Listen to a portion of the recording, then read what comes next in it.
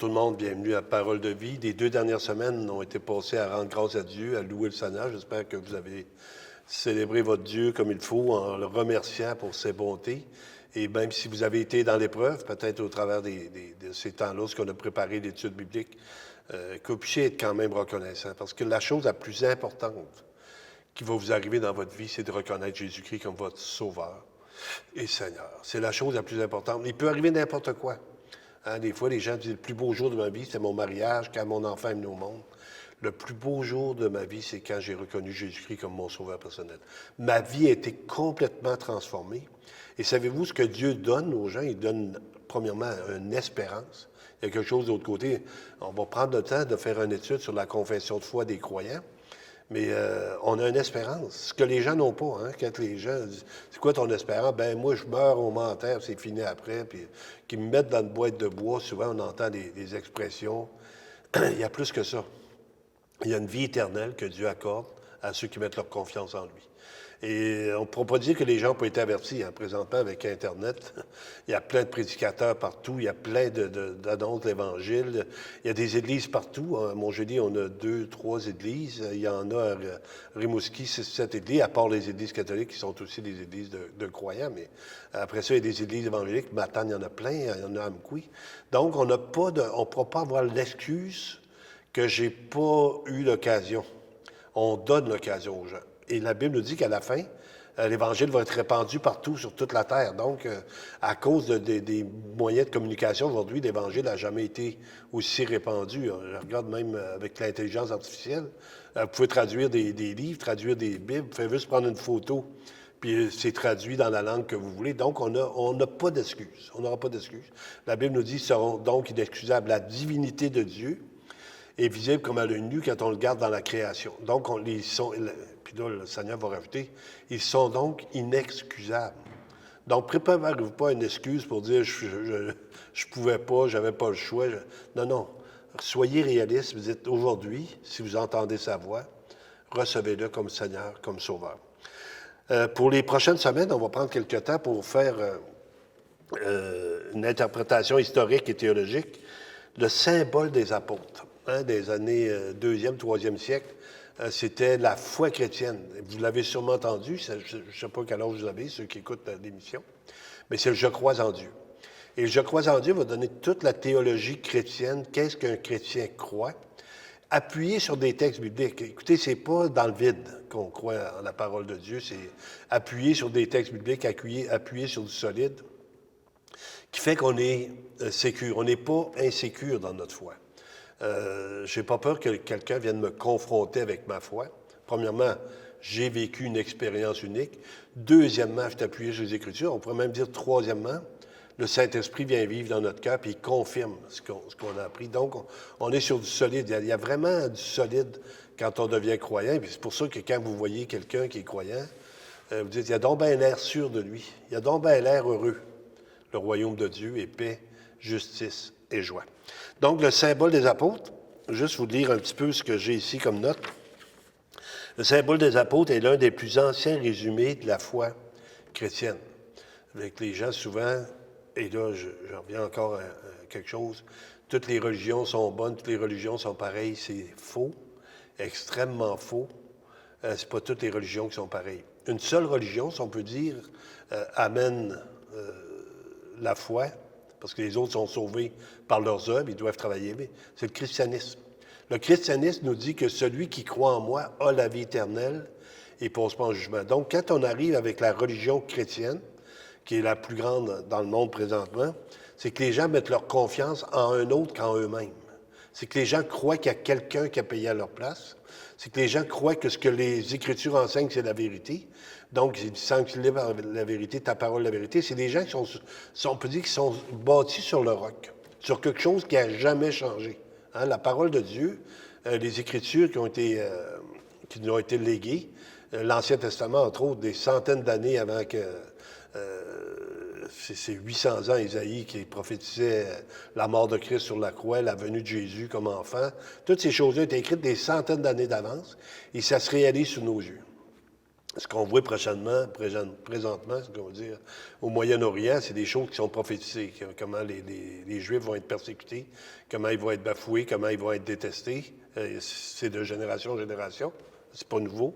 Mais ça fait partie de ce que Dieu dit. Puis il nous appelle aussi à nous dire il va y avoir un gouvernement mondial. Il y a un gouvernement qui va s'élever mondial, qui va prendre le contrôle sur toute chose. Et ça, c'est annoncé. Présentement, on dit qu'on est autonome, mais on va perdre de plus en plus de notre liberté avec la reconnaissance faciale, entre autres. Là. Vous ne pourrez plus aller à nulle part, tout le monde va savoir ce que vous êtes. Tout est surveillé, reconnu. Il n'y a plus rien. La liberté, on est en train de la perdre. On l'avait perdu un peu pendant le temps de la COVID, on nous avait enfermés. Mais ça va devenir de plus en plus sévère. Et de plus en plus, les restrictions vont être données et le gouvernement va gérer. Maintenant, on ne sera pas surpris non plus parce que c'est ce que ça nous dit dans les Écritures. Maintenant, le symbole des apôtres. Le mot symbole vient du grec symbolion, qui signifiait un signe d'unité ou de reconnaissance. Les croyants du monde entier ont la même origine, le même symbole des apôtres, les mêmes croyances. Ainsi, c'est un signe commun entre tous les croyants, c'est ce qu'on dit. Donc, tous les croyants, si tu es musulman, tu ne crois pas le symbole des apôtres. Si tu es Bouddha, on parle des croyants du christianisme. Eux autres sont basés sur la même chose. Que ce soit l'Église catholique, que ce soit l'Église protestante, que ce soit l'Église évangélique, les gens ont le même credo, le même symbole. Il s'est formé à partir de l'enseignement de l'Église primitive. Chaque article de foi correspond à ce que les apôtres ont transmis à propos de Dieu, du Christ et de l'Esprit Saint. Et ça va dire, c'est dans Galates, dans 1 Timothée 2,2, ce que tu as appris de moi en présence de beaucoup de témoins, confie-le à des hommes fidèles qui le confient aussi à d'autres. Donc ça n'a pas bougé. Depuis l'origine, depuis la mort de Christ, sa résurrection, le symbole des apôtres nous a été donné, et ça n'a pas bougé avec les siècles. Hein, c'est comme, peut-être pour déplaire à ceux qui disent on devrait évoluer. On évolue sur du solide, on évolue sur la parole de Dieu. Puis la parole de Dieu, la Bible nous dit qu'elle est le même, Jésus est le même hier, aujourd'hui, éternellement. Donc, on demeure sur du roc, sur du solide. Il s'est formé à partir de l'enseignement primitif. Chaque article de foi correspond à ce que les apôtres ont transmis à propos de Dieu, du Christ et de l'Esprit Saint. Au fil des siècles, il a servi de base à la catéchèse, l'enseignement de la foi et de lien entre les chrétiens, avant même que la Bible ne soit largement diffusée. Donc, le symbole des apôtres, premièrement, il faut comprendre que la Bible, on avait l'Ancien Testament quand Jésus est venu. Le Nouveau Testament a été finalisé des années 300 environ, quand le canon des Écritures a été vraiment reconnu. Mais la Bible, en tant que telle, le livre, c'est allé à l'imprimerie. Quand il y a eu l'imprimerie, les gens n'avaient pas ça chez eux. Mais le symbole des apôtres, c'était un résumé de ce que les gens croyaient. Donc, il y avait tout ça. Tout le monde pouvait l'avoir. C'était quelque chose d'accessible. Et les gens l'apprenaient par cœur, un peu comme vous apprenez Notre Père par cœur. Là, je crois en Dieu par cœur, l'acte de construction pour ceux qui vont à l'Église catholique. Et c'était quelque chose qui était entré dans le cœur des gens et que les gens croyaient. Maintenant, on ne fait pas juste croire pour croire. On croit appuyé sur ce que Dieu dit. C'est pour ça que quand on fait l'émission, on vous invite, si vous avez des questions, appelez-nous. Si vous avez des commentaires, appelez-nous. Si vous croyez qu'on n'a pas dit la bonne chose, bien, on va vérifier. Et la Bible nous dit que les Juifs de Bérée avaient des sentiments plus nobles que ceux de Thessalonique. Ils reçurent la parole avec beaucoup d'empressement. Et ils vérifièrent chaque jour dans les Écritures ce qu'on leur enseignait était exact. Donc, ce que je vais vous demander dans les semaines à venir, entre autres, c'est peut-être d'avoir une Bible, un papier, puis prendre des notes. Quand on va citer des versets de Bible, pour vous dire sur quoi on s'appuie, bien que vous allez pouvoir aller voir vous-même, vérifier. On ne veut pas que vous soyez des gens qui écoutent juste puis qui disent « bon, mais il le dit ». Non, il le dit, mais on peut vérifier. C'est quelque chose qui est sûr, qui est dans la parole de Dieu. Au fil des siècles, il servait de base à la catéchèse. Il est différent du credo de Nicée-Constantinople formulé au 4e siècle, mais plus court et plus ancien. En résumé, c'est la confession de foi des origines, claire, simple et profondément enracinée dans la tradition apostolique.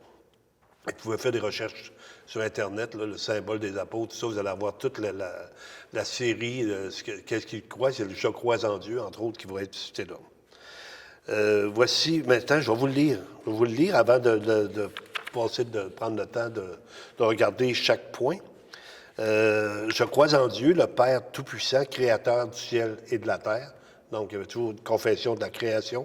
Il y a en Jésus-Christ, son Fils unique, notre Seigneur, qui a été conçu du Saint-Esprit et est né de la Vierge Marie, a souffert sous Ponce Pilate, a été crucifié, est mort, a été enseveli.